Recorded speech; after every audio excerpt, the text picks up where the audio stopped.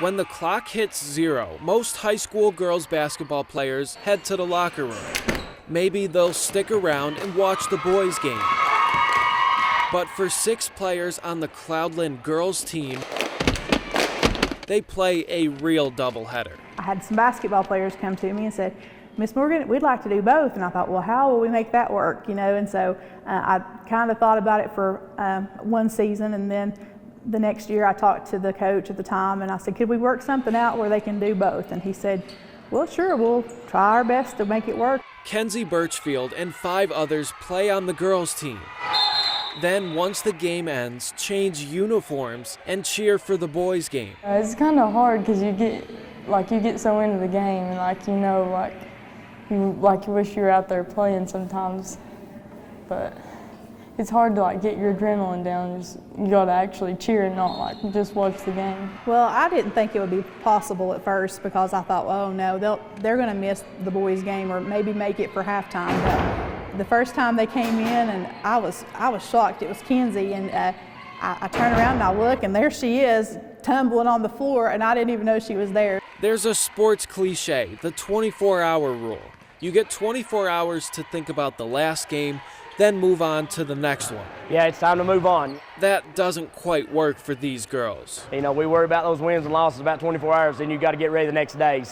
But tonight for them, they got about 10 minutes to get their uniform on and get back on the floor and perform the cheerleaders. So they swap out basketballs for pom-poms. You're welcome. And Kenzie was the first one to try this out. Move that ball, M-O-V-E. Yeah, it was a lot because usually you have basketball from 3 to 5, and then you have cheer from 5 to 7.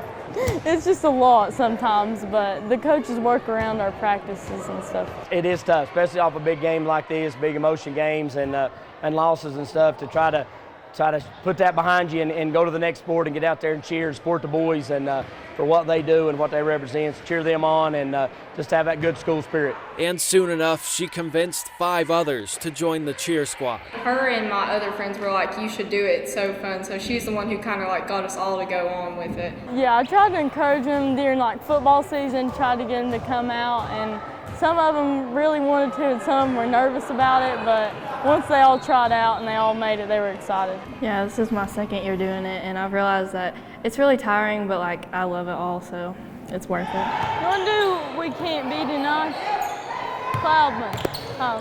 That turnaround is already tough. I'm going to call We Can't Be Denied. And it's certainly not any easier after a tough loss. Cloudland, Highlander Pride, we can't be denied. It's pretty hard, but we just support the boys and go out there and have fun still. We just got to get dressed. Even though we lose, we just got to still go out there and cheer. But that's where the coach's guidance comes in, to give them a quick post-game speech. They got to really just regroup and go back out and cheer and support the team. Sometimes it's tough off big losses like tonight. For Kenzie, it's especially helpful to hear that from her coach, because he's also her dad. I treat her the same.